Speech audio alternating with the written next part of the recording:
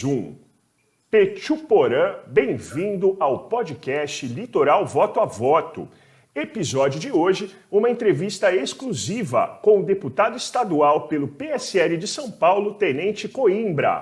Eu sou Ale Morales e vou com você de segunda a sexta em episódios inéditos aqui na BTV Bertioga. Ô Coimbra, eu vou fazer de novo porque deixa você me ver aqui. Eu vou fazer de novo porque eu esqueci de tirar o acento dessa tela aqui. Peraí. Não, tá bom. Fazendo aqui, eu lembrei, puta, não tirei um dos acentos aqui. Rapidex, peraí. Não vou deixar errado, né? Já peguei no começo. Tá aqui, ó. Beleza. Agora tá certo. Senão sua mãe vai brigar comigo, seu pai, eu errar seu sobrenome. Vamos lá. 3, 2, 1. Pechuporã, bem-vindo ao podcast Litoral Voto a Voto. Neste episódio, uma entrevista exclusiva com o deputado estadual pelo PSL de São Paulo, Tenente Coimbra. Eu sou Ale Morales e convido você de segunda a sexta a acompanhar episódios inéditos aqui na sua plataforma de áudio predileta e também assistir as nossas entrevistas em vídeo no YouTube e Facebook da BTV Bertioga. Nosso convidado já está aqui prontinho para começar a nossa entrevista, Tenente Coimbra, deputado estadual pelo PSL de São Paulo e um político originalmente da água salgada aqui do litoral também. Tudo bem, Tenente? Bem-vindo! Fala, Lê, como é que tá? Tudo bem? É um prazer reencontrá-lo agora nessa nova formatação com esse podcast. É sempre uma honra estar sendo lembrado e para falar de temas tão relevantes. Muito legal. Tive a oportunidade de conhecer o Coimbra na eleição, né? Ainda como pré-candidato e candidato, a gente fez 2 entrevistas na outra emissora que eu trabalhava, mas eu estou estreando você aqui no nosso canal e é muito legal falar para toda a Baixada e Litoral Norte falar com você. Eu queria começar que você contasse um pouquinho da sua história política, porque você é um jovem, né? Quando você se interessou por política? Conta um pouquinho desse seu start até chegar no deputado, Coimbra. Sou Tenente Coimbra, né? Minha mãe me chama de Matheus. Tenho 30 anos, me elegi na época, então, com 27, né? E qual a minha construção? Sou formado em administração de empresas, né? Fui militar durante quase 9 anos. Servi em Caçapava, Taubaté, Osasco, São Vicente. Comandei o resgate aéreo por 3 anos. E também tenho pós-graduação em política e estratégia.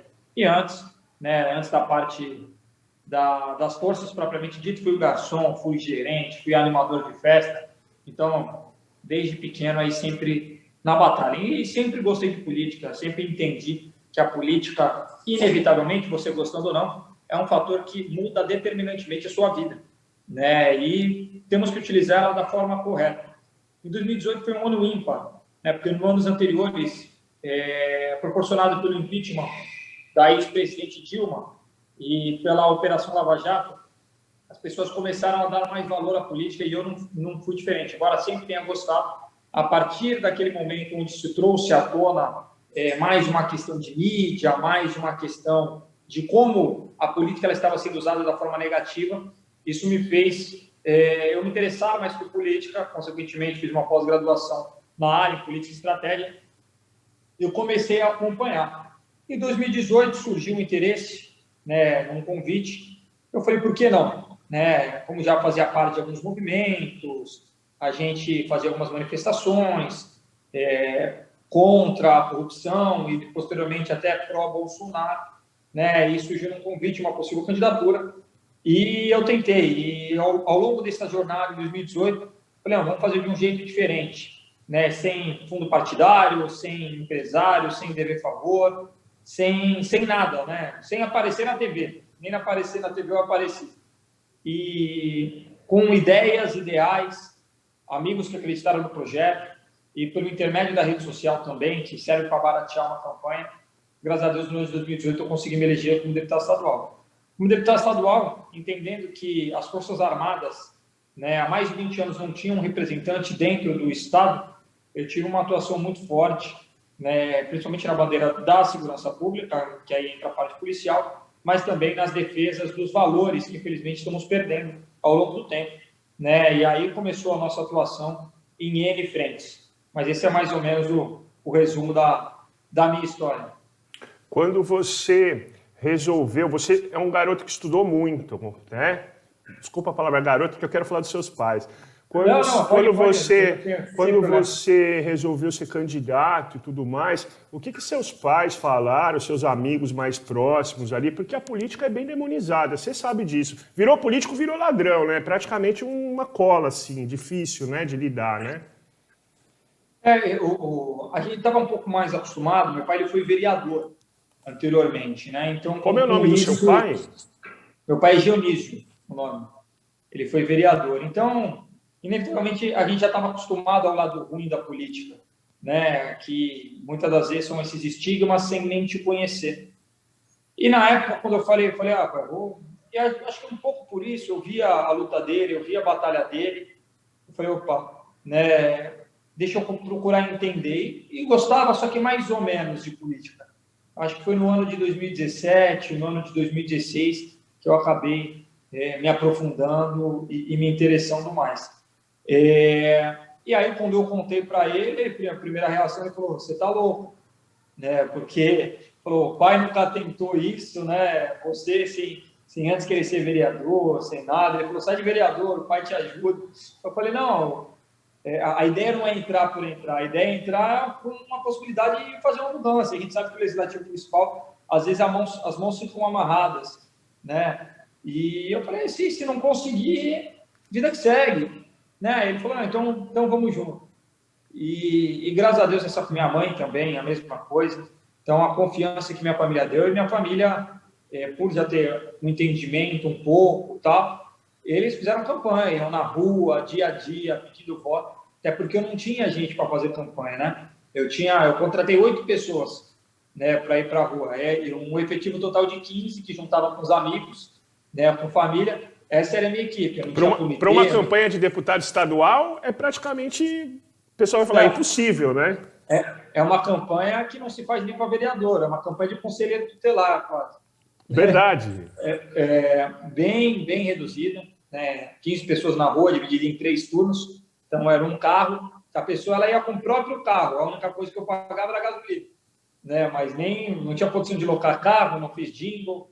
O material era muito escasso, a gente deu preferência para material digital. E foi muito bacana. E, graças a Deus, após a eleição, tornando ela concreta, hoje a gente consegue, inclusive, um exponencial de rede, um alcance muito maior. A gente passou hoje, na época, então, como eleito, tinha 12, 13 mil seguidores. Hoje a gente já está na faixa de 500 mil, somando as redes sociais. Então, isso dá uma capilaridade que a gente está no caminho correto. Tenente Coimbra, deputado estadual pelo PSL, esse é o podcast Litoral Voto a Voto, um bate-papo de política. A gente precisa conversar de política, né, Coimbra? Achar caminhos para a população, descascar esse abacaxi, porque é o único caminho que a gente tem de verdade consolidado para melhorar as coisas que a gente acha que precisa, né, no Brasil. Aí você se elegeu, e aí como repórter eu vou botar uma pimentinha, né, porque é um antes e depois, assim. É um vestibular difícil que poucos passam, viu, deputado? Não se afetar, né? Não virar aquela pessoa afetada pelo mandato e tudo mais. Você se elegeu, agora você está do outro lado do balcão. Antes você era um militante, né? Estava ali naquela... E o outro lado agora, como é? É do jeito que você pensava? É pior? É melhor? Fala um pouquinho para o pessoal que votou e te segue, te acompanha. Como é esse bastidor de ser um deputado estadual? É difícil ainda mais no meu caso, quando você faz um posicionamento de crítica ao executivo, né? Eu sou crítico ao executivo. Eu não me coloco como 100% oposição, porque algumas coisas que a gente acha que é válido, a gente vota com... Eu analiso voto a voto, mas eu sou crítico ao executivo, eu sou crítico ao governador, né? Então, com isso, a gente não tem porta aberta, a gente não tem facilidade em resolver problemas, e, infelizmente, o sistema... ele é muito fechado aos amigos do rei, né? Os amigos do rei, eles conseguem, quem, jogando aberto e falando sem o português claro, quem bajula o governador, tem mais facilidade para conseguir uma reforma numa pista, num hospital, que inevitavelmente é o que traz a diferença para a população da sua região. Só que até que ponto vale a pena você votar e você bajular o governador por conta disso?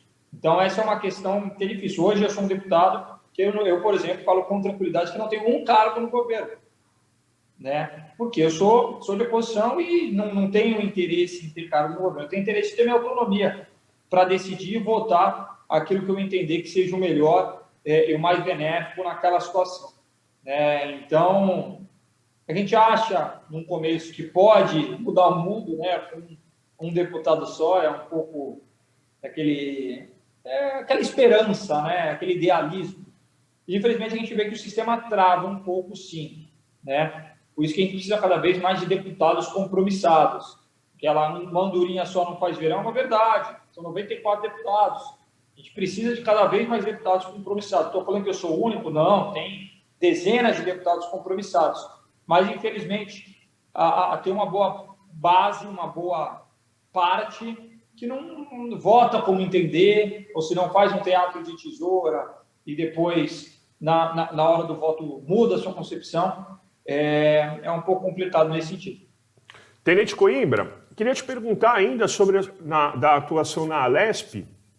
Eu vou te perguntar de alguns trabalhos aqui que também... A gente vai falar ainda sobre escola cívico-militar, vamos falar de vacinação aqui da Guarda Portuária.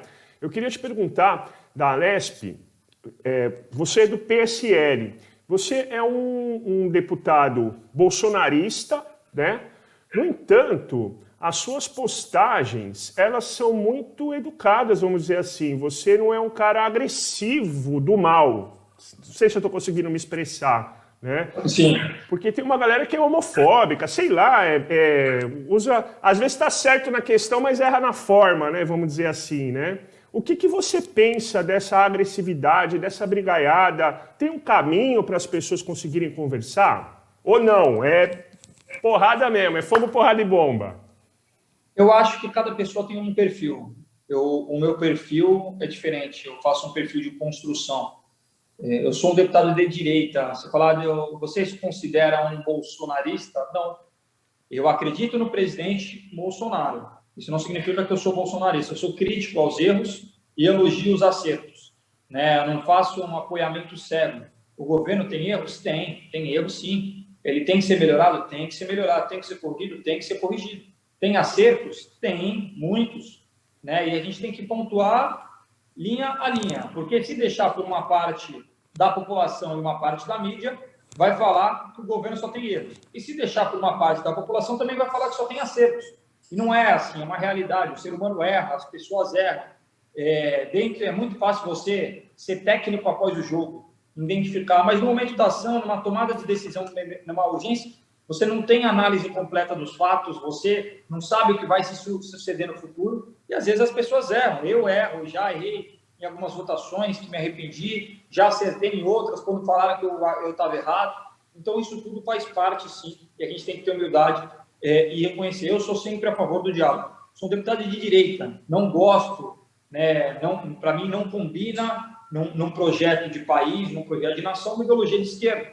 Mas não é por isso que eles vão ser meus inimigos. Não, a gente vai sentar, vai dialogar, né? Algumas coisas podem fazer sentido para uma questão de conjuntura, outras eu vou colocar meu ponto de vista, mas eu não sou dessa...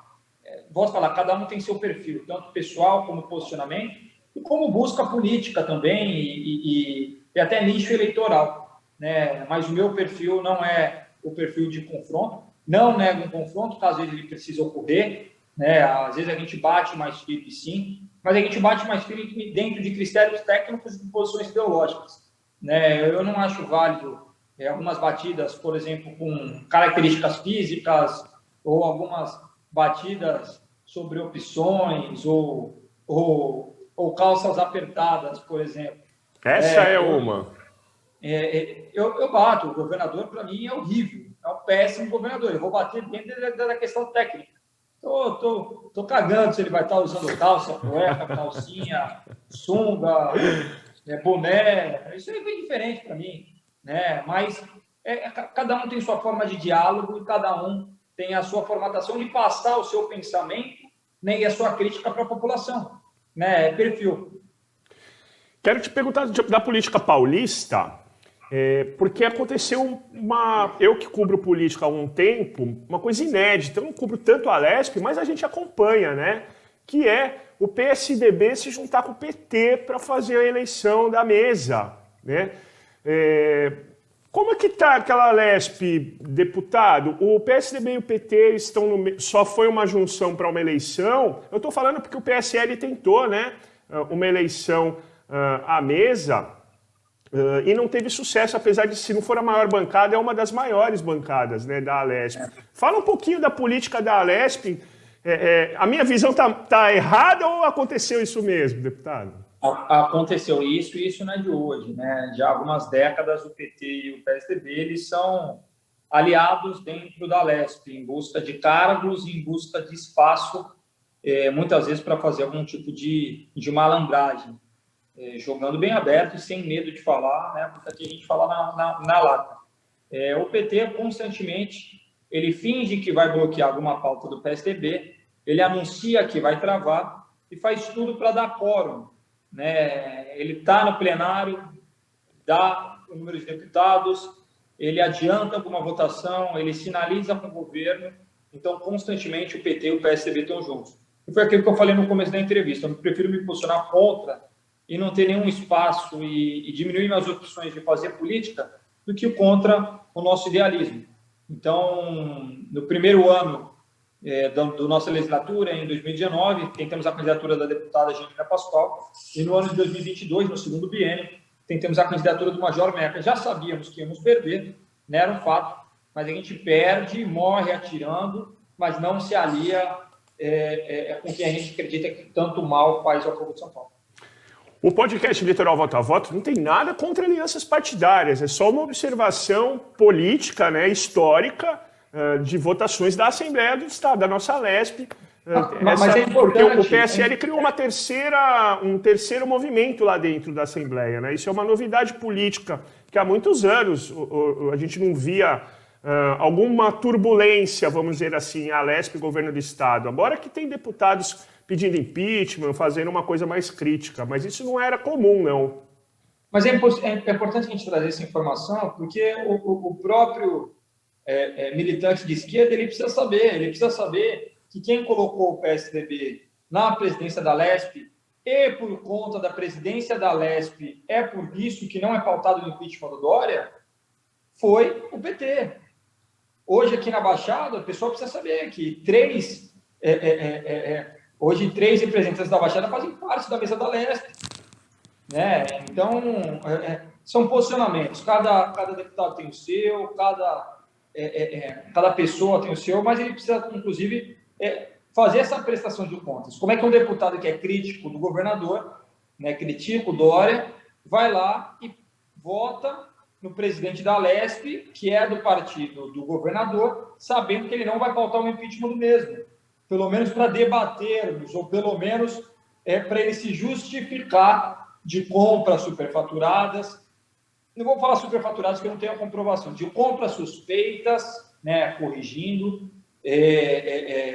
de algumas irregularidades durante a pandemia, da falta de gestão em alguns lados, como, por exemplo, o contrato do hospital de campanha no AMB, com a gigantesca quantidade de leitos ociosos, depois o desmonte desses hospitais de campanha de maneira muito cedo. Então, tudo isso tem que sim ser justificado e não vai ser justificado por conta da votação da mesa. Existe agora, de uma outra forma, a possibilidade dessa investigação, que é a CPI da Covid, né, deputado? Que quer, pelo menos a boa parte do Congresso, deseja, né, que sejam investigados também recursos de municípios e de estados, né? Mas o problema é que a CPI da Covid ela só vai investigar os recursos federais, o que foi utilizado nos recursos federais. Só que aqui a gente tem a questão dos recursos estaduais. O que foram feitos com os recursos estaduais? Quem foi contratado? Como está ampliado esse contrato? Qual a vinculação do governo com essa empresa? Por que a mesma foi contratada em 2, 3 municípios, no formato sem licitação? Né? Se foi oferecido um serviço mais barato, por que foi contratado essa empresa? Quem são os sócios dessa empresa? Qual vinculação ela tem com o governo? Isso tudo tem que ser explicado. Tenente Coimbra, queria te falar de 2 trabalhos para a gente ir fechando aqui a nossa entrevista. O primeiro deles, que foi uma grande bandeira de boa parte dos candidatos apoiados, né, pelo presidente Bolsonaro. Inclusive, foi curioso, porque eu cubro campanha municipal, né, e os vereadores também estavam com essa bandeira, muitos candidatos da Escola Cívico-Militar. O que você pode falar para a gente desse projeto? O que andou? O que falta andar? É evidente que a Covid bagunçou de uma forma geral, né, todos os prazos que se pensavam, mas o que você pode falar para a gente, por favor, da Escola Cívico-Militar? A Escola Cívico-Militar é um projeto meu, uma proposta minha de campanha. Por felicidade, uma proposta minha do próprio presidente Bolsonaro. E em 2019, logo em março, eu criei a Frente Parlamentar pela implementação das escolas cívico-militares no estado de São Paulo. Por volta de junho, o Bolsonaro, nosso presidente, ele criou o programa das escolas cívico-militares, né, institucionalizado no MEC. Primeiro, é importante destacar, as escolas militares cívico-militares existem há mais de 20 anos, que se assemelham ao modelo dos colégios militares, que tem um alto índice de aceitação e de bons índices de notas no Enem, em concursos, em cursos e em vestibulares. Então, é um projeto de qualidade copiado numa formatação pública e gratuita e de acesso a todos, que funciona muito nos outros estados e outros municípios. Não tínhamos nenhuma ainda no estado de São Paulo, quando começamos a nossa luta. No ano de 2019, infelizmente, o governador João Dória não acatou nossos pedidos, embora pessoalmente ele tinha falado que ia aderir ao programa, ele não aderiu, e com isso o estado perdeu a possibilidade de alguns municípios já fazer essa contemplação. No ano de 2020 para 2021, conversei pessoalmente com o secretário Rossielli e conseguimos viabilizar para o estado e conseguimos viabilizar também diretamente para os municípios. A gente precisava de alguma formatação e algum ajuste legal nisso. O que eu fiz? Eu fiz a lei, né, que permite as escolas cívico-militares do estado de São Paulo e regula isso, né? E com isso e com a aprovação dela, já nesse ano de 2021, tivemos essa aprovação por volta de fevereiro. Então, iniciamos um projeto que já contempla 9 cidades do nosso estado, 3 delas no litoral, né? Quais são os municípios que vão ser contemplados com as escolas cívico-militares? Santos, São Vicente, Guarujá, Taubaté, Bauru, Pirassununga, Sorocaba, Barrinha e Taquaritinga. Então, são esses 9 municípios que a nossa previsão é até que 2021 eles já estejam funcionando. Logicamente, prejudicou um pouco esse processo da pandemia, mas a gente está dando uma celeridade forte, né? E a previsão é que para 2022 sejam anunciados pelo menos mais 5 escolas, mais 5 a 6 escolas, para a gente tentar fechar o ano de 2022 por volta de 15 escolas no estado de São Paulo e cada vez mais ampliando. A ideia é construir a escola do zero, de cada tijolo, ou é aproveitar prédios, enfim, para poder ter essa celeridade de instalá-las? A escola cívico-militar ela trabalha numa escola já existente. É um colégio que, para ele aderir a essa gestão compartilhada, ele precisa ter de 500 a 1.000 alunos, ter o índice de nota no IDEB, que mede o desenvolvimento da nossa educação básica, ele tem que ser abaixo da média do Estado, e ele tem que estar num sistema de vulnerabilidade social, né, e ser de Fundamental 2 e ou médio. Tá? Então, essas são as escolas já existentes, né, que acabam recebendo a aplicação desse programa. O Tenente Coimbra, deputado estadual pelo PSL, no podcast Litoral Voto a Voto. Vou fazer uma última para não ficar de bem com essa assessoria aqui no estourar o tempo da nossa entrevista. O deputado aprovou uma lei que coloca, ou que pelo menos pede, né, a vacinação dos guardas portuários. Queria que você justificasse esse projeto apresentado. A questão foi a seguinte, dentro do Plano Nacional de Vacinação, logo após os professores, os profissionais de segurança pública foram vacinados. Os policiais militares, os policiais civis, os guardas municipais, os policiais federais, e acredito eu que por um equívoco tinham esquecido dos guardas portuários. E eu sou de Santos, né? Fico muito de São Sebastião, rodo muito o litoral, né? E hoje temos um efetivo de 346 guardas portuários, por volta de 46 em São Sebastião e 300 em Santos. E é um efetivo que daria, sim, para ser contemplado nessa segunda fase de vacinação da própria polícia. A Guarda Portuária está no SUSP, né? Ela está no Sistema de Segurança Pública Nacional, né? Então, com isso, a gente fez essa solicitação à Secretaria de Segurança Pública, conversamos com o vice-governador, e mostramos a necessidade da guarda, que já tem um déficit de efetivo e faz um trabalho de polícia no porto, a importância deles serem vacinados, principalmente por contato também com a questão portuária. Eles entenderam, avaliaram, aceitaram a nossa solicitação, e com isso, amanhã, né, amanhã não, depende de quem, quando vai estar nos assistindo, mas no dia 5, né, no dia 5, dia 4 e 5, a guarda vai ser vacinada. Muito bem, que bom. Que bom para eles, né? E realmente eles têm contato direto com navios do mundo inteiro e também acabam sendo, infelizmente, uma porta de entrada para a epidemia também. Tenente Coimbra, deputado estadual pelo PSL, quero mais uma vez agradecer a entrevista, quero dar os parabéns para toda a sua assessoria, tá bom? Muito competente. Só não vou pedir para você aumentar o salário deles, porque eu sei que não está podendo no momento, mas pelo menos paga um jantar gostoso para essa galera que trabalha pra caramba, viu? Um abraço grande, fica com Deus. Obrigado pela entrevista. Eu que agradeço, Ale. Aqui todo mundo é muito competente, a gente fez um time bastante técnico.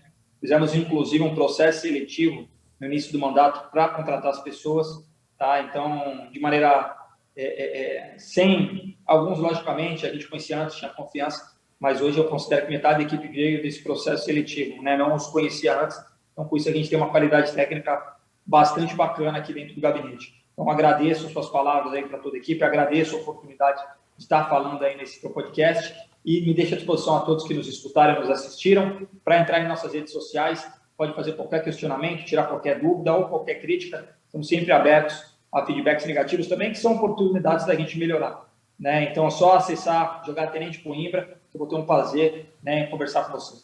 Ale, sempre um prazer, meu irmão. Obrigado, viu? Obrigado. E assim que passar essa situação, você é convidado para estar no estúdio da BTV, conhecer nosso estúdio pessoalmente, tá bom? Vamos estar juntos. Grande abraço. Esse foi mais um episódio do podcast Litoral Voto a Voto, episódios inéditos de segunda a sexta nas principais plataformas de áudio. Um grande abraço para você, saúde, paz e bem.